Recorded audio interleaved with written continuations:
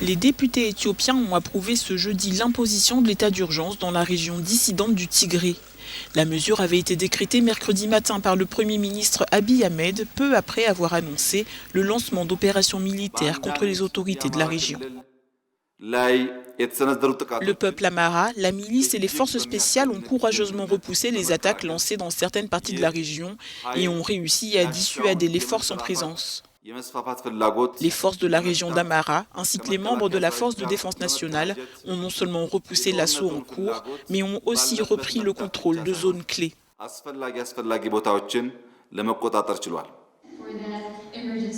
Communication coupée, espace aérien fermé, certains craignent que l'Éthiopie ne soit en train de basculer vers une guerre civile.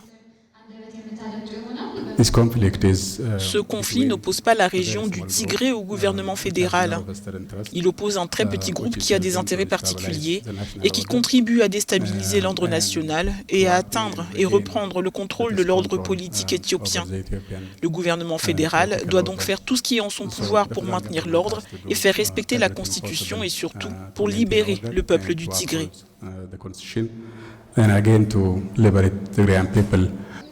Avec cet état d'urgence, le gouvernement peut désormais imposer un couvre-feu, mener des perquisitions sans mandat et placer en détention toute personne menaçant l'ordre constitutionnel.